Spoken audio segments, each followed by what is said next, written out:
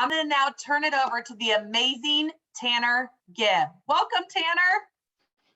Hello, Ricky. Thank you for that introduction. Wow, I can feel your energy coming through the screen. That's a fantastic intro, and it's true. I'm a science guy. We're going to talk all day about science, but there's a lot of demand for collagen, and I think consumers are starting to realize the value that collagen can provide.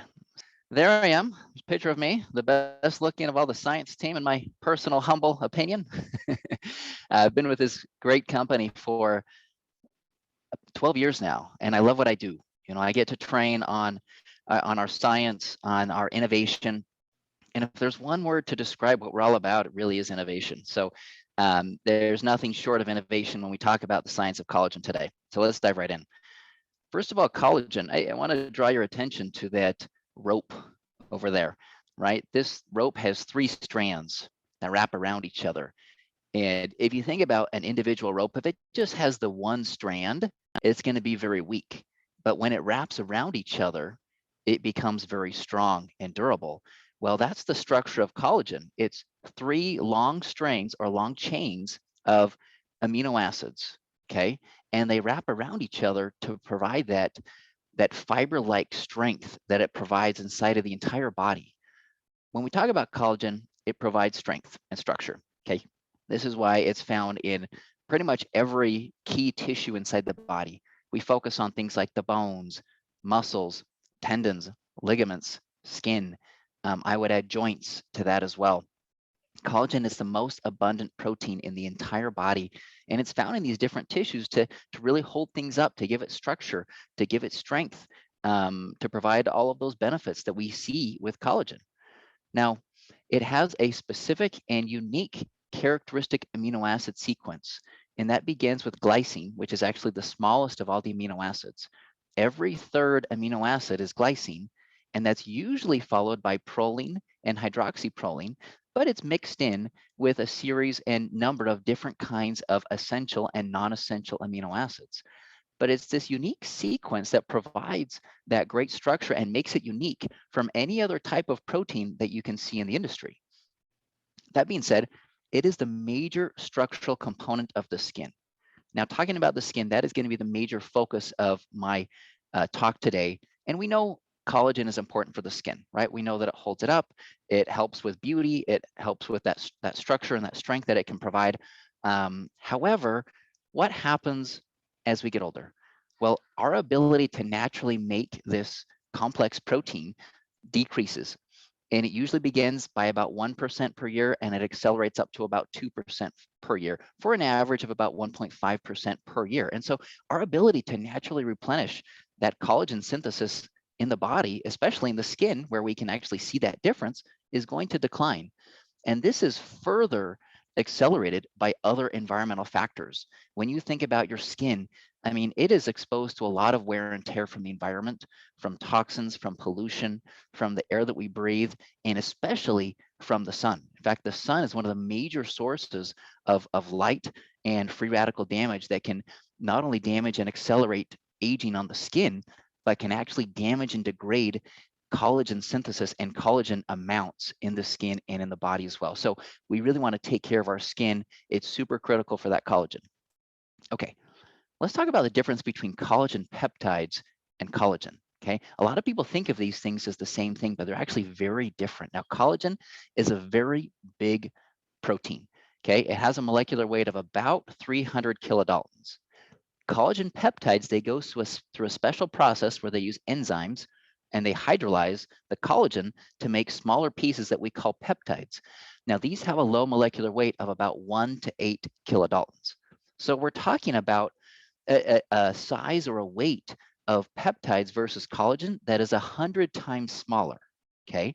So due to that smaller size, these peptides are much easier digested in the body. In fact, they're almost completely absorbed when you look at absorption studies of collagen peptides, and they're easily distributed inside the body.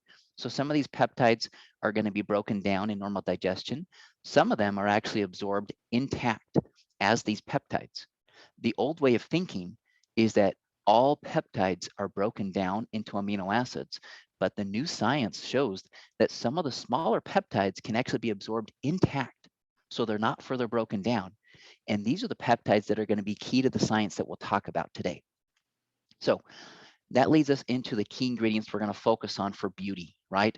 Beauty is a real thing, and it's not just consumers that believe that beauty from within is a real thing, that nutrients can enhance beauty.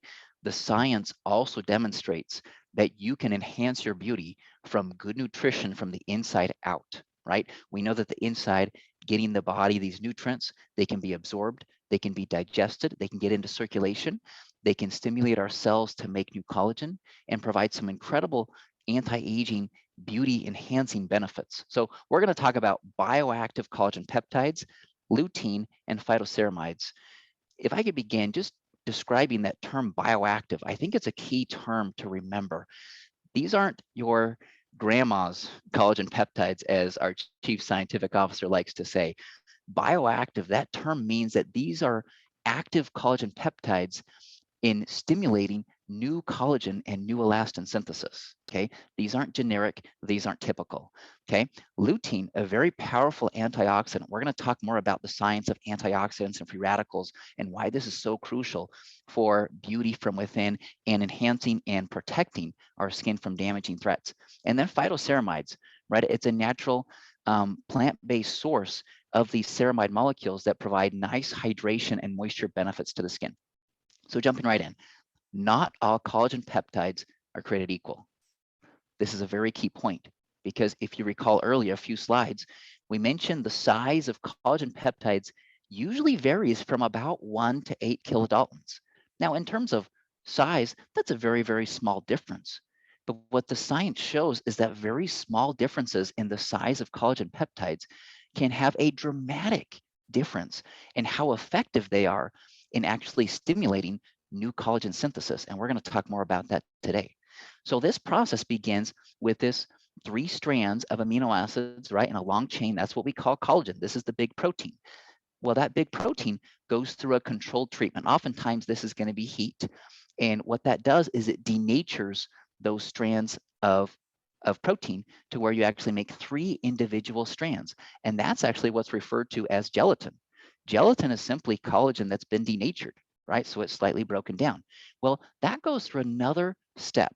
And this is a specific enzymatic hydrolysis reaction. In fact, you've probably heard the term collagen peptides. Collagen peptides is the same thing as hydrolyzed collagen. It's just 2 different ways of saying the same thing because hydrolyzed collagen means that it goes through an enzymatic reaction to create the collagen peptides. And these make small peptides that can be absorbed to an extent intact to stimulate new collagen. Now, this is a patented composition of specific collagen peptides, not generic, with an average weight of 2 kilodaltons. Now, this is significant, like I mentioned earlier. Small differences in the average weight can have a dramatic ability on how effective they are in doing their job to actually make new collagen inside your body. And 2 kilodaltons from some internal data has actually been compared to other size and other weights of 2.1 and 2.9 and others that don't have near the same effect as 2 kilodaltons. So I want you to think of this process as a lot of testing that went into play to find what are the right enzymes, what is the optimal process to be able to find the best size of these peptides, of the average weight of these peptides. Okay, well, how do they work? There are 2 key modes of action for these bioactive collagen peptides, right? These are dual acting. In one, they are building blocks. Now, building blocks is just providing your body these key amino acids to naturally build collagen. Now, that's important, but that actually plays a very minor role in the effect of collagen peptides. The real key to the science is acting as a signal, right? So think of this key as being like the perfect size key to bind to that receptor on the cell. It's going to send a signal. It's going to stimulate this process to the core of your cell to say, hey, do you know what? You need to start producing new collagen and new elastin. Because when it comes to the science, and I've talked to so many people about this, so many people think, oh, if I just provide my body the building blocks, if I just get enough protein, then it's going to make enough collagen. Well, wrong. That's a very small part of it. What you want is to actually absorb these small peptides intact. that can act as a signaling molecule to actually make your body make new production of collagen. Instead of just building it back together, it's the blueprint for actually stimulating new synthesis. So that's a very, very key point I want you to remember. So this is a unique peptide fingerprint. Think of your own fingerprint, right? Every fingerprint is a little bit different. This is the fingerprint that is optimal in being absorbed sufficiently intact to stimulate new collagen. The other point I want to make here is that this bioactivity, hence part of the term bioactive collagen peptides, is independent of collagen types 1, 2, or 3. Now, this specific type is type 1, and it's the most abundant type in the skin and in the body for that matter. However, just think about it, right? Collagen type 1, type 2, and type 3 are different types in the body. We have type 4, type 5, type 6, type 7, type 8, right? We have 28 different types of collagen, although these make up the most abundant types in the body. However, the activity, because you're not absorbing the full collagen protein intact, what you want to give your body is these signaling molecules to actually stimulate the new synthesis of collagen. So it doesn't matter what type is used, and it doesn't matter how many types you use, right? It doesn't matter if there's 5 types or 10 types.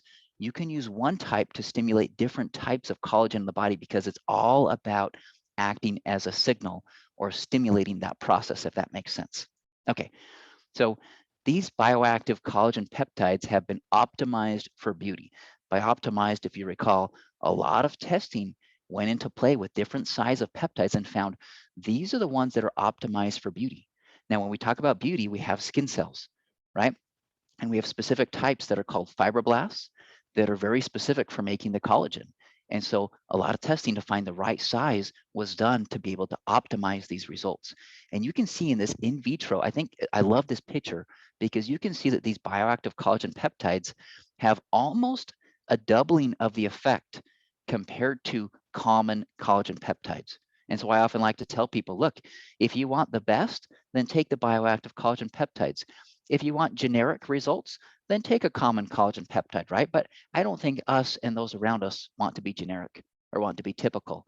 Compare that to gelatin. If you recall, gelatin has the same backbone as collagen. It's just been denatured. So it has the same components, the same amino acids. However, it doesn't stimulate the new production of collagen. So just think about that.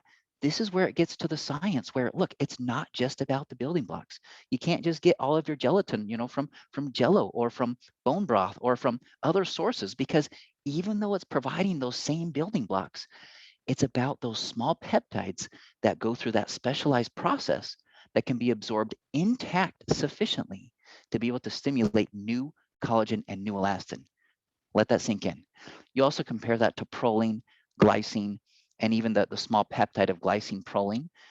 You can see that those also are insufficient. So even those simple building blocks of just isolating those components, they don't stimulate collagen synthesis in vitro. And so based on this preliminary research, more research and studies were actually done because this was a unique, incredible discovery. And so what do those clinicals actually say? This is the first clinical study we'll talk about. There was a 15% increase in skin elasticity. This was a clinical study with 69 individuals between the ages of 35 to 55 years of age, and they measured skin elasticity using typical measurements that measure how elastic your skin is. And when you think about skin elasticity, if you pinch your skin and it flaps right back, or that snapback quality, that's what elasticity has to do with, right? Usually as we age, we lose that snapback quality. And you can see here with these collagen peptides, these specific collagen peptides, they were able to increase skin elasticity by an average of 15% compared to the placebo. Now, in this same study, there was actually up to an increase of 30%. So results are going to vary. And usually, and in this study, what they showed is that the demographic with the older age seemed to see some more pronounced benefits in terms of skin elasticity, right? Probably because they had been, but with aging, it's going to destroy some of that collagen and elastin. And with aging, they might have been more exposed, to the sun over the years, which is also going to damage some of that collagen and elastin, which is going to relate to overall skin elasticity. Here is another study. there was a 20% decrease in the appearance of wrinkle volume. Now, when we talk about wrinkles and lines and wrinkles on the skin, and we refer to volume, we're talking about the depth, or how deep these lines and wrinkles go. And usually that with more elastin and more collagen that we lose, the deeper those lines and wrinkles go, and the more sagginess of the skin, showing the higher amounts of those lines and wrinkles, right? That's because we lack that collagen to be able to hold it up and plump the skin. However, in this study, what you can see is there was 114 individuals between the ages of 45 to 65. And when you compare baseline after 4 weeks and 8 weeks, you can see that the collagen peptides, it's going down. And in this case, down is a good thing because it's the decrease in the appearance of lines and wrinkles on the skin. And specifically, it actually looked around the wrinkles around the eyes. And the wrinkles around the eyes are actually one of the first signs of aging that we can see in someone's appearance. And so this is kind of a key critical point in seeing that difference around those crow's feet.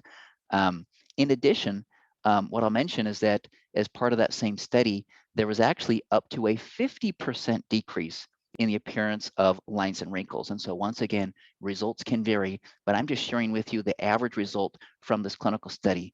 And when I mention average, I think that's important to remember because, look, instead of just promoting the ultimate best, we're promoting here in this clinical study the average result, or this is what people can normally expect. This is your mean average change. Some results are going to be even better though, so keep that in mind. And then the last study over there on the right is going to be a 12% increase in nail growth rate. So this is a kind of a preliminary study that was done to see if there was any difference or any impact. There actually isn't a ton of research on collagen peptides in this area or in this space. However, they were given the product for 24 weeks.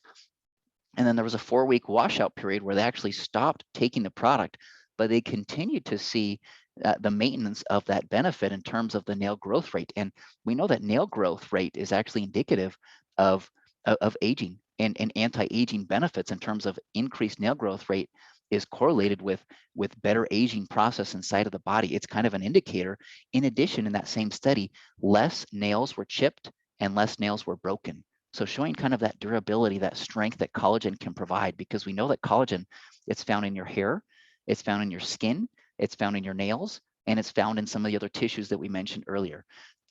Although not shown here, I do think it's important to mention here in terms of the science, there are other published studies on these very specific bioactive collagen peptides using that dose of 2.5 grams, the clinically effective dose, in addition to showing benefits on the skin for elasticity, for lines and wrinkles, and nails. Other research actually shows benefits to the appearance of skin on the body, kind of that smoothness, improved texture. And other research, also published research, shows benefits to the hair as well, in terms of just the appearance of the volume on the hair, because we know that collagen is in your hair, skin, and nails. And so just keep that in mind as we talk about beauty and the real incredible benefits of these collagen peptides. Now, I want to take a break here and just have everyone recall and think about collagen peptides in general. The fact that this specific source has 5+ published clinical studies really helps to validate how different and special and unique and scientifically validated these are, okay? This isn't made up stuff. This is published third-party results on these specific bioactive collagen peptides. Okay, in addition to all of those, as part of one of the same studies that actually looked at the appearance of lines and wrinkles around the eye, they also measured in a part of the skin the amount of collagen. And you can see here that there was a 65% increase in procollagen type 1, which is the precursor to collagen type 1, or the main type of collagen inside of the body. So for all intents and purposes, this is a 65% increase in collagen type 1. Now, this is actually using a biopsy where they actually take a piece of the skin and they mix it up and they measure it, and they see a significant difference. I have read a lot of published studies, more than you can probably count, in terms of just the science and collagen peptides and what's out there and what doesn't exist. Many of the studies on collagen peptides don't even measure the synthesis or the difference in collagen, because it takes time, it's a little bit more invasive, and it costs money. But in this third-party study outside of Nu Skin, this is independent of what we do, there was a significant 65% increase. I've seen other studies that mention a 3%, a 6%, an 11%, and many studies that don't even measure collagen. I have never seen anything close to 65%. Now, this isn't talking about absorption of collagen, okay?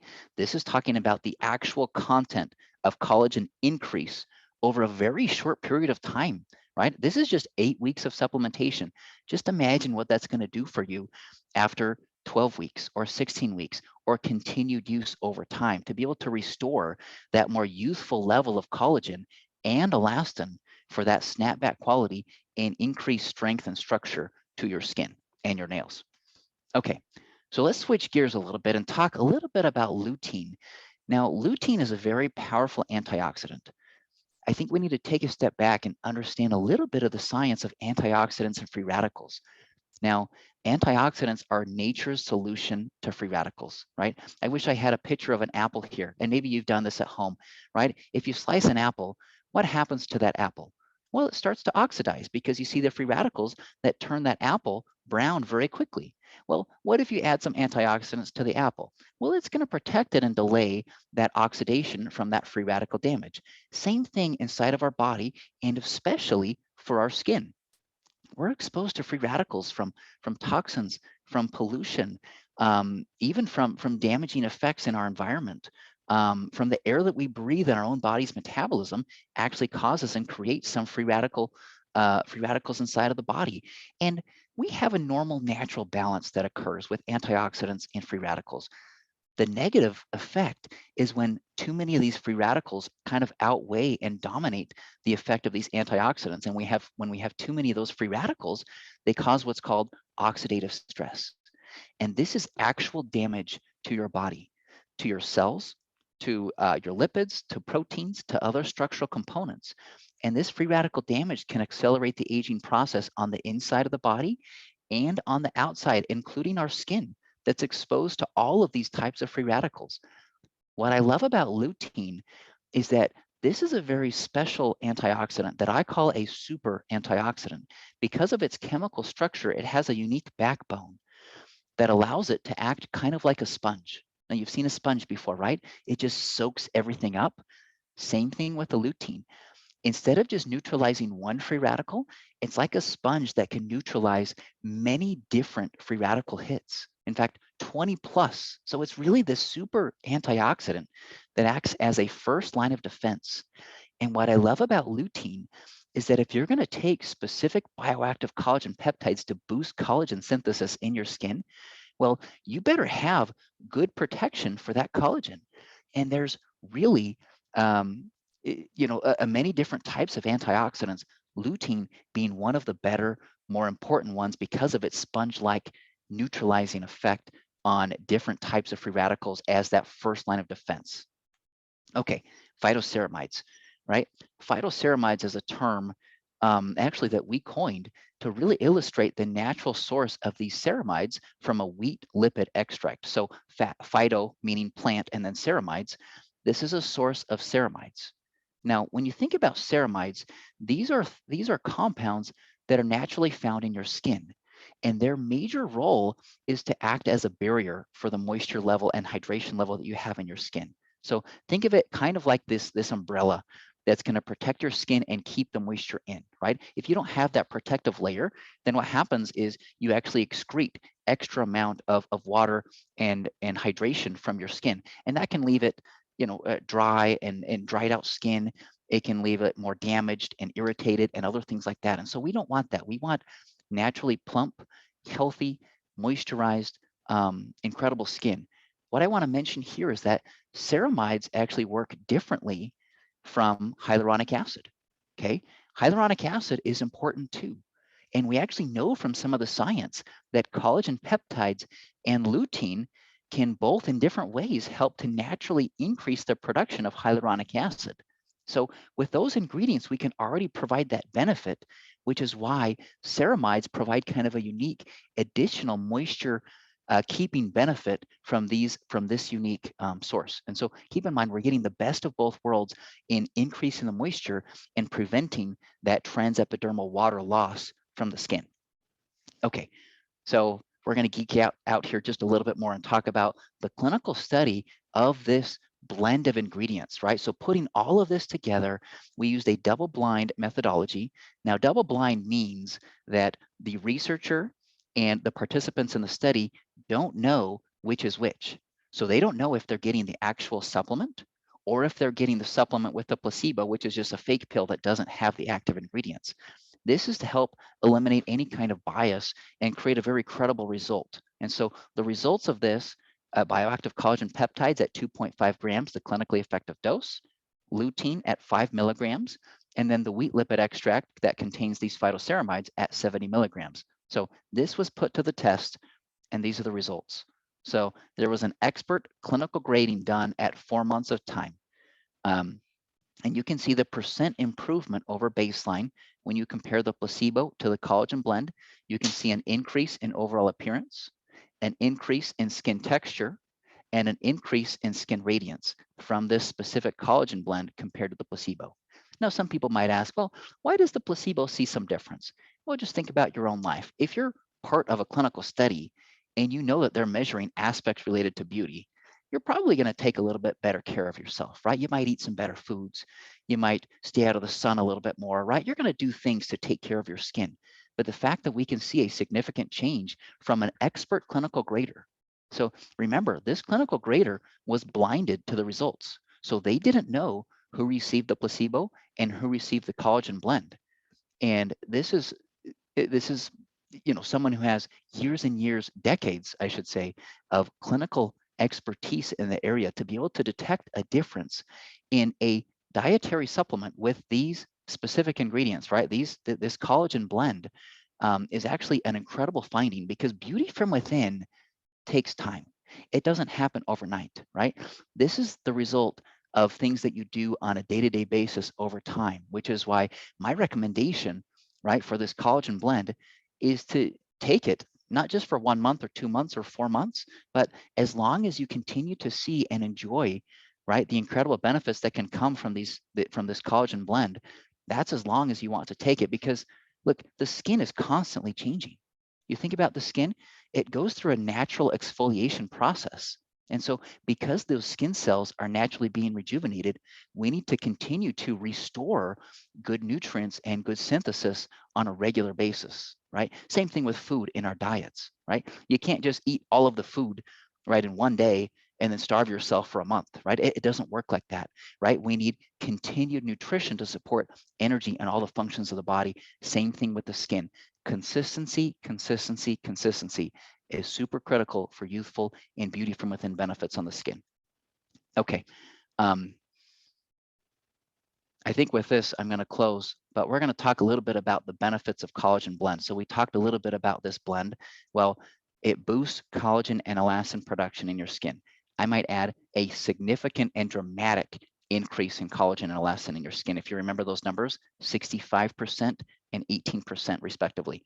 Clinically proven to help you look more youthful. That was that clinical study that has actually been published in a scientific journal, which even further adds to the credibility of that blend of ingredients. It supports skin hydration and moisture, right? Helping to lock in that moisture to keep that plump, moisturized feel to the skin.